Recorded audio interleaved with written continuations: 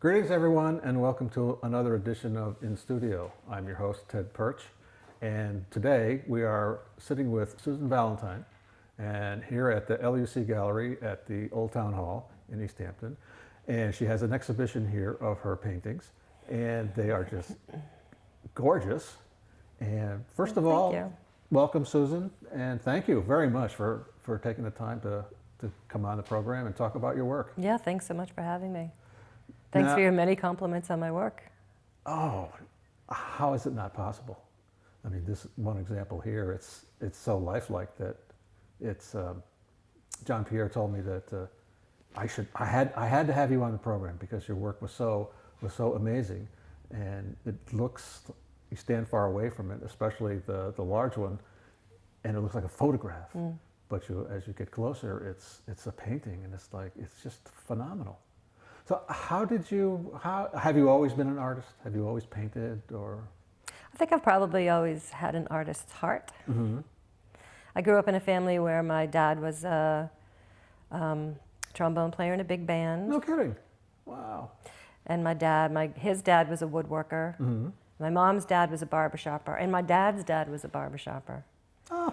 And my grandmother made all of the clothes that we wore to bed, at least. She made a dress for us every year, and she made pajamas for us all the time, and she told me how to sew. Yeah, cool. Yeah, and I liked to draw always. Yeah. I loved my paint by numbers. Paint by numbers. Yes, I have fond memories of paint by number kits. Yes, I always looked at them and well, how does it all come? How does it all come together? But as it goes along, it was just faith. Just faith. Just yeah. follow the directions and have faith. Right, and it'll be there when you're done. Right. Yeah, those are very. There cool. is a great restaurant up in Gill on Route 2. I think it's in Gill, called the Wagon Wheel Restaurant. And they have one big wall with old, probably 1950s and 60s paint by numbers. I'm gonna have to stop in. It's pretty cool. Take a look at it. Does a very brings you way back to when you were a kid, like I say. Yeah. Doing that stuff on a rainy Sunday afternoon or whatever, and the smell of the paint. I mean, it's great. So from childhood on, you were just fiddling with drawing and so forth. And right. How did it progress? Well, and then I was a hairdresser because there's something artistic about that. You can think of that as a sculpture that has its specific medium with each individual. And then when I moved here from Boston, I started to study yoga, and I started to teach yoga. And once you are teaching yoga, you have to promote it. Absolutely. There have to be people in front of you to teach. Yes, that does. And you have, in these day and ages, you have to have a website. So I started doing the graphic design as I could for that, and then I started studying at GCC. Yes. Like bona fide. Yeah, well, the local connection. Graphic design. A lot of artists that I've met and talked to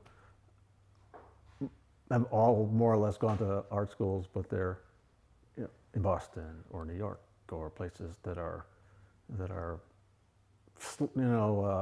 higher up there on the food chain. But your background is local, GCC, Greenfield Community College, and that's really terrific. Yeah, I did what I could do, given that I had a family. Yeah. And I really wanted to be here for my family. I didn't want to be in Boston or in New York.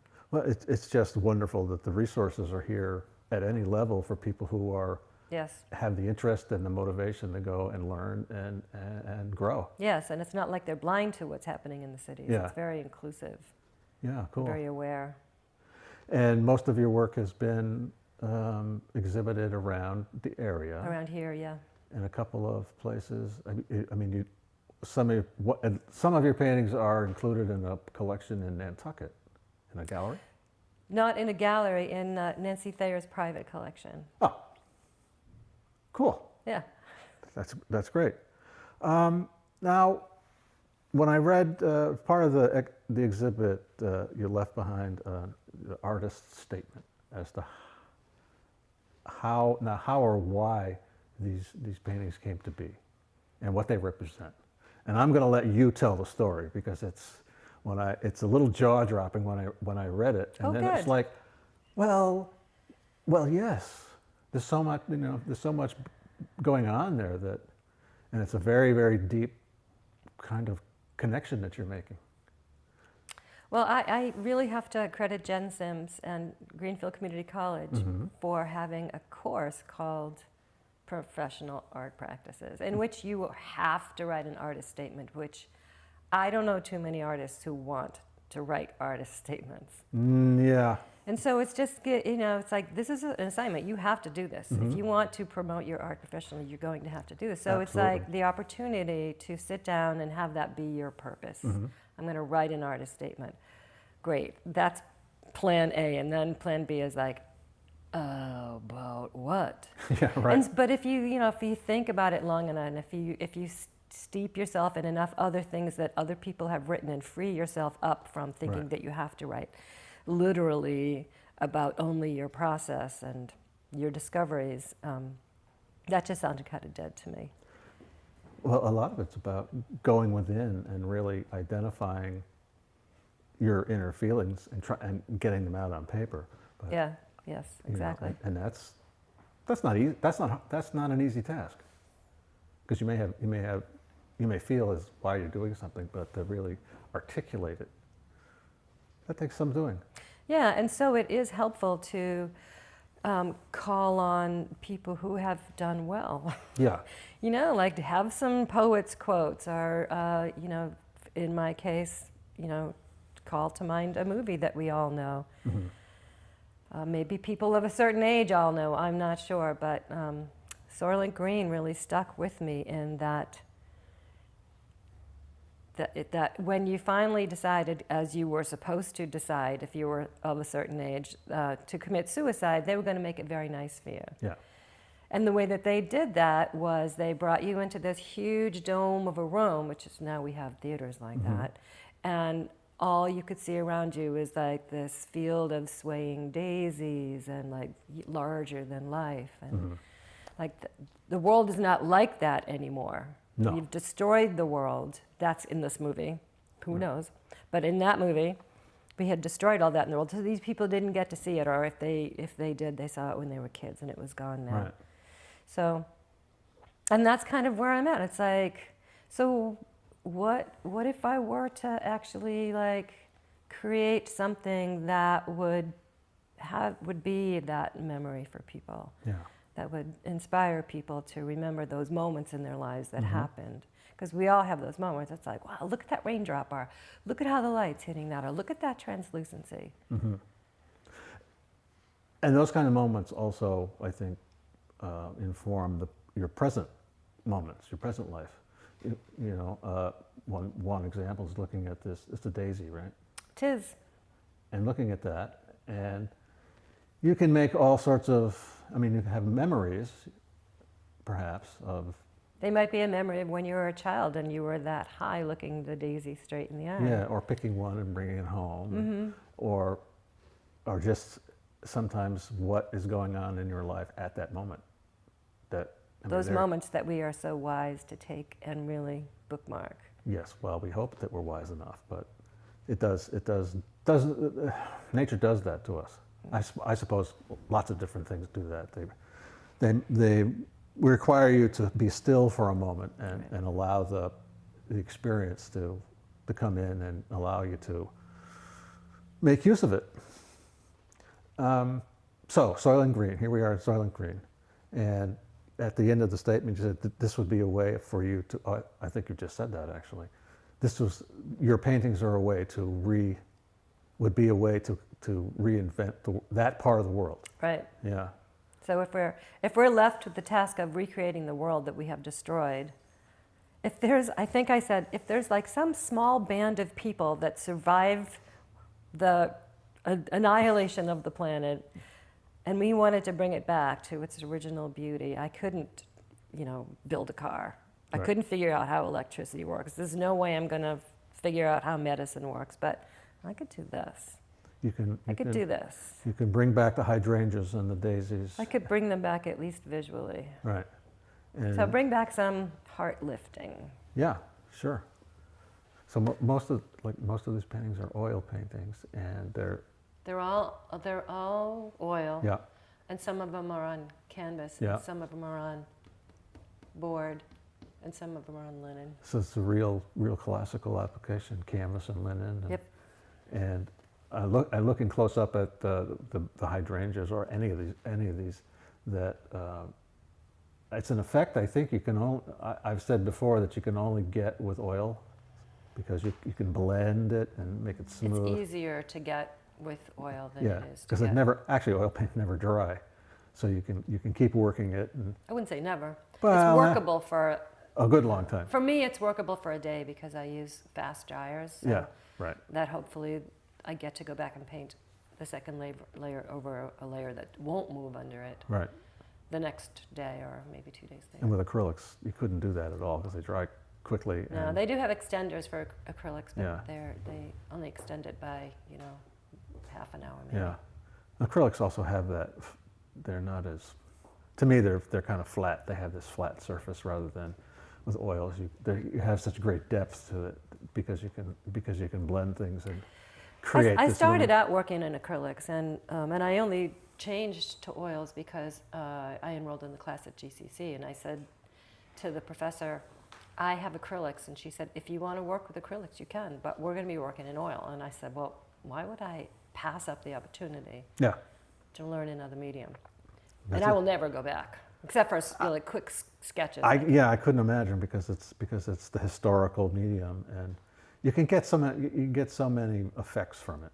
The painting here of the daisy and the hydrangea behind us, which we're going to have to put drop a picture in because we really couldn't photograph it. Really. Fit it in the frame. Yeah, it's what, 9 feet. It's 9 feet wide and it's 6 feet tall. Well, 5 feet tall. 5 feet tall, and it's just so beautiful. Thank you. I may have succeeded with that one. Yeah, and when I may have mentioned this earlier, but Jean-Pierre told me that I had to interview you because you were bringing that painting in, and that it's like if you stand away from it, it looks like a photograph.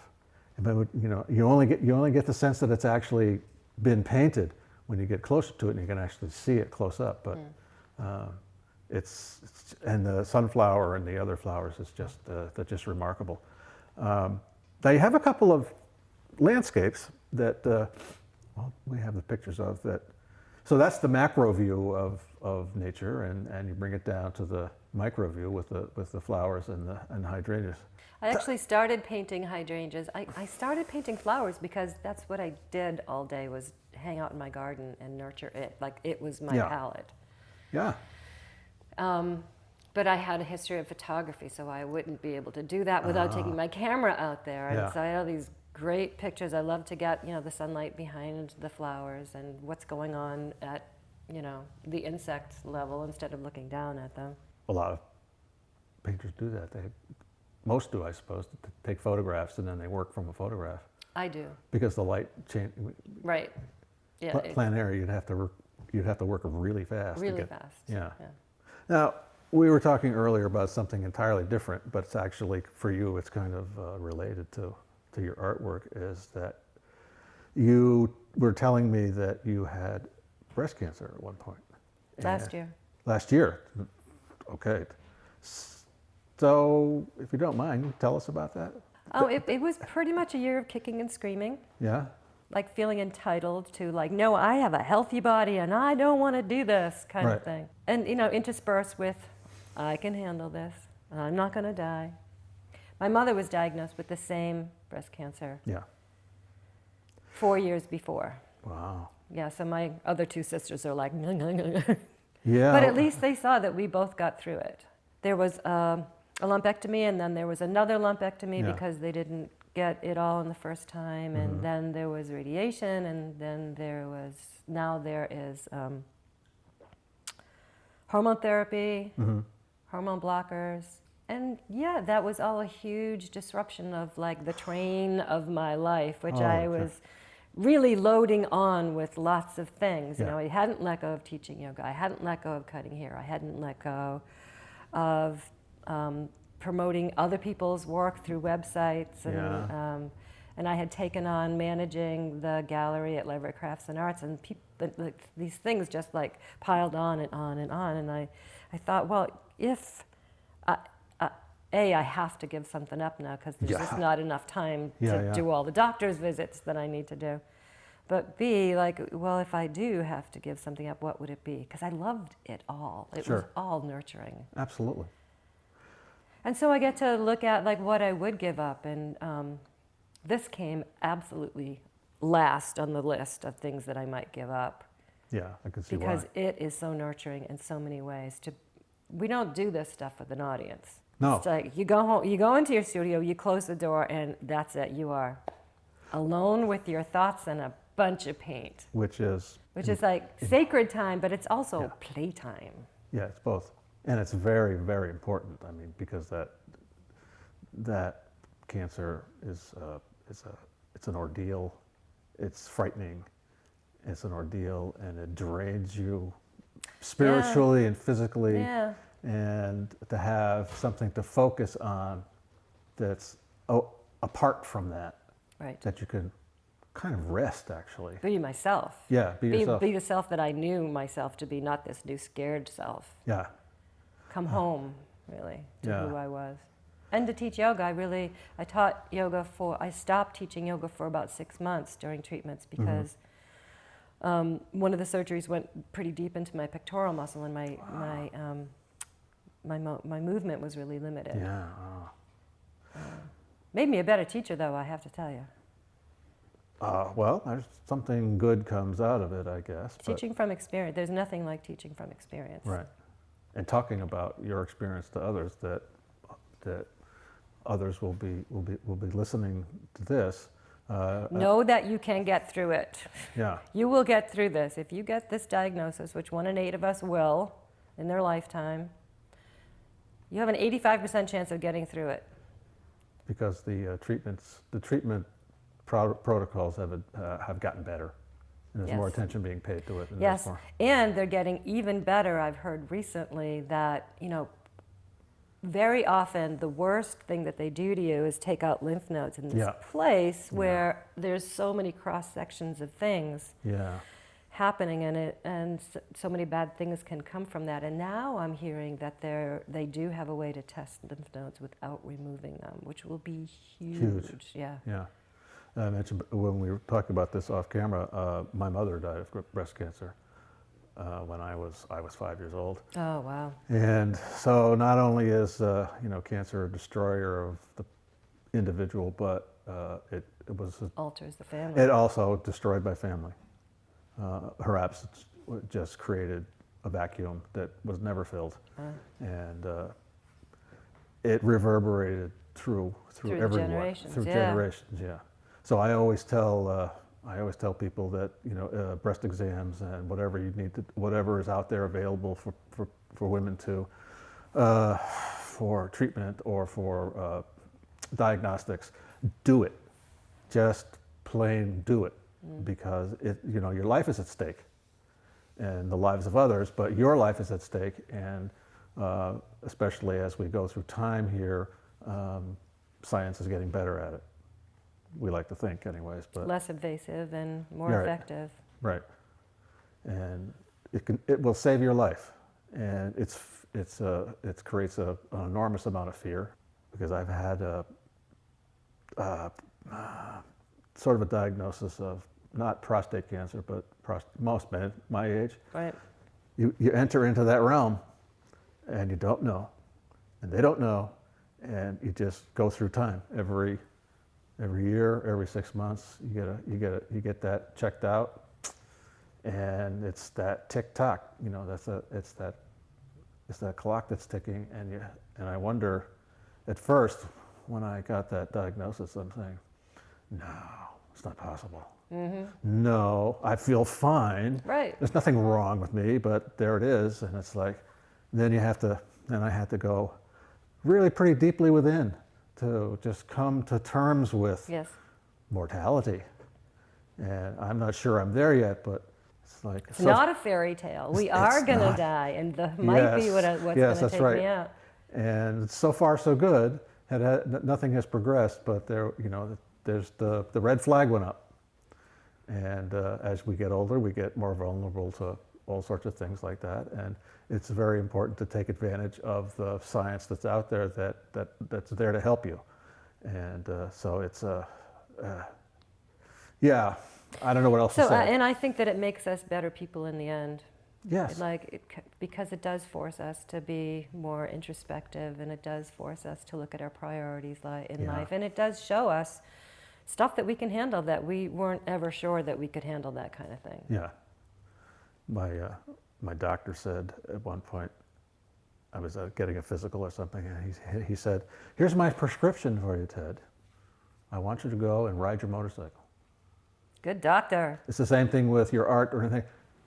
Because riding a motorcycle, you have absolute focus on what you're doing at that moment, and everything else kind of goes away. So I get that relief of having to carry that burden. Because it's stressful. Yeah, that burden is stressful. Yeah. So I get to be alone. I get to be with my thoughts, and I get to focus on. You get the wind in your hair, as every every person in, my hair, in the and motorcycle the bugs in my says. face, and concentrate on what's right in front of me, and it's really therapeutic in that way. Yeah.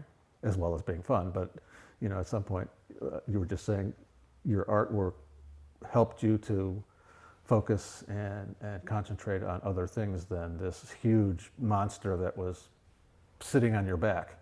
Or my front. Or your front. On your front, but that suddenly walked in the door and said, "Hello, I'm here." You say, No, I have to go to lunch now. I can't go with you now. I have to. Yeah. And there were times, where healing took a long time. Healing took, a couple months, and then they said, we're going to go in again. And it's like, oh, man. Yeah. I got really good at whining. I don't think that I was really very bad at it to begin with, but I really honed that skill. Well, what? But I got to be in the studio, and I'm right-handed, and that's where the cancer was. Figuring out how to use my left hand for some of this stuff. It's like, I can do this, and it's uncomfortable, but this is totally possible. Yeah, that's kind of a perverse kind of gift, but... It's a gift nonetheless. Nonetheless, yeah. I think anything that shows us that we can handle stuff that we previously uncharted and feared territories, we can handle those things. Anything that is has great value. Sometimes we have trouble choosing that rather. I would never choose it. You were kind of pushed into it, Oh no, I have to make changes, and you didn't have any choice. So I need to grow a little. I'll take some cancer, please. No. Yeah, no, I don't think, and no one would choose that, but the circumstances does force you to have to reorder everything. Yeah. Everything. Yeah. Yeah. What's coming up that's new? What are you working on? New projects and paintings, new exhibitions? What's happening? Well, I spent, I was working on this hydrangea triptych since April. Mm-hmm. So finished it in the end of October, taking a couple of months off to paint landscape. Right. Too much of the flower thing. It gets tricky, and I want to just clean my palette, mm-hmm. literally and figuratively. And so once I finish something big like that, I tend to go smaller. And once I finish a concentration of flowers, which I swore I was not going to do again this year, but people requested them. Sure. So there's been a lot of daisies. And I finished the grape series. Now it's I just want to go back to landscape. Mm-hmm. And I, this year, one of my little dreams came true, is that I got a kayak. Cool, yeah. So, dear friend of mine sold me a kayak for almost nothing, and then said, you want to keep it at my house, which is, you can drag it to Leverett Pond right there, mm-hmm. which is very sweet. So my studio is a 5-minute walk from her house, and then my kayak is in her garage, and I drag it to the lake. And I tempt fate and bring my camera with me, sometimes my good camera and sometimes just my phone. And so it's been fascinating to take pictures of how the landscape moves from the surface of the water to what's underneath the surface, because there's a lot of lily pads that are floating on the surface, to more sky color coming in on the reflection, to more beautiful foliage that's happening in the few buildings that are on. So I'm looking at that, and I'm looking at doing verticals. Mm-hmm. Yeah. At this point, I think the one I'm working on is 18 by 36. So half piece, coming from just that. So trying to figure out how to make the water lilies' roots look like they're underwater, and then the pads be on top of the water, and then transition that back. So that's pretty exciting. That's something I've never done before, and it's a landscape, which I love doing landscapes. Working with all those layers.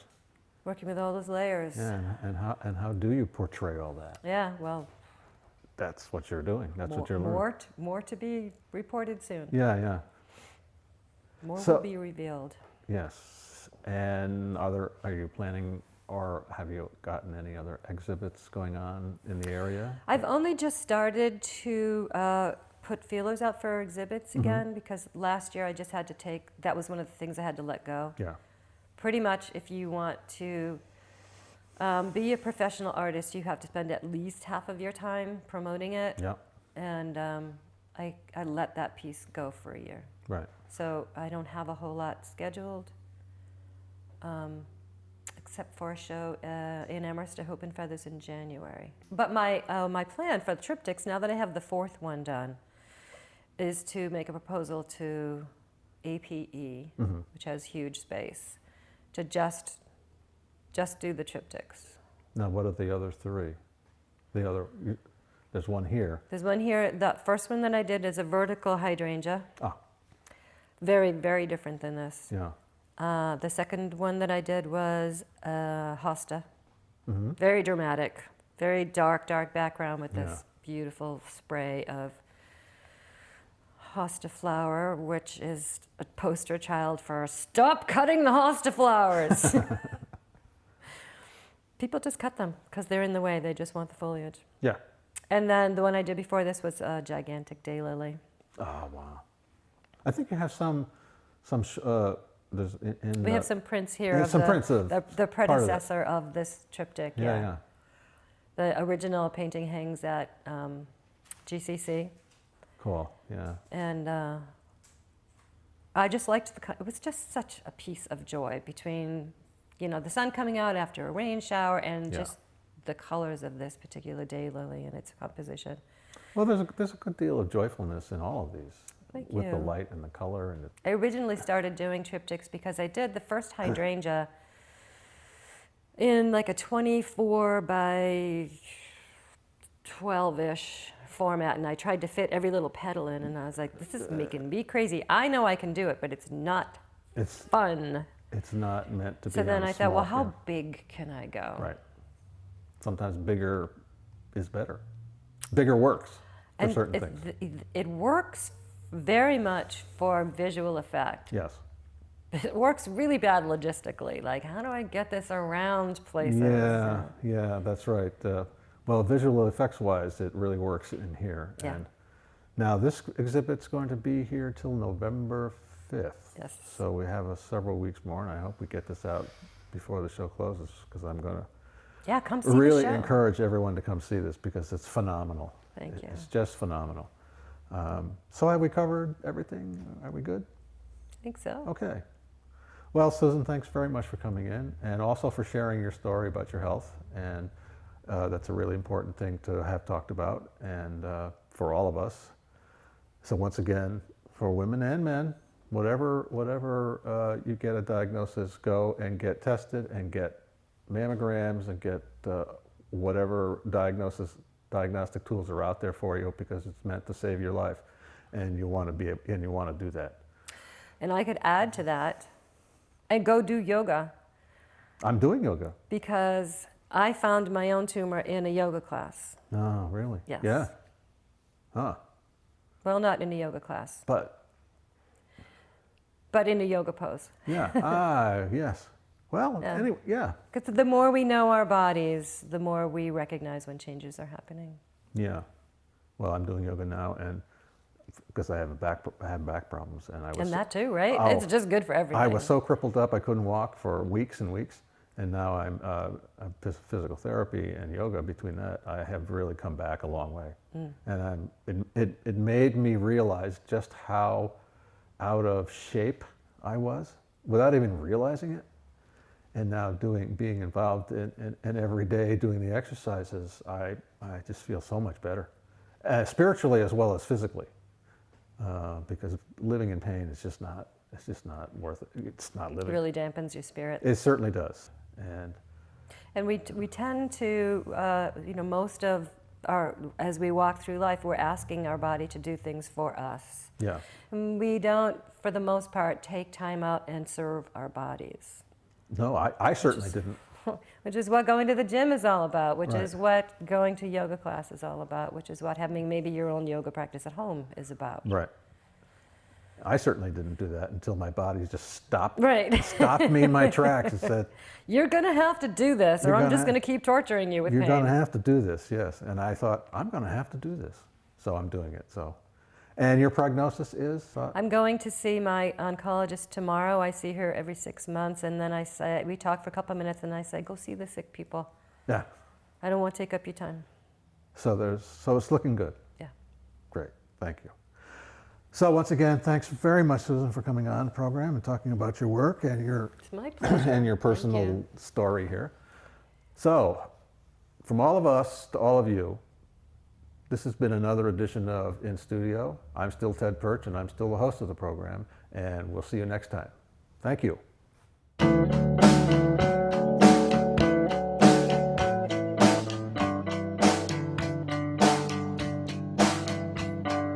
Open your eyes, here comes a bigger part. And seek and define, the answers are easy to read.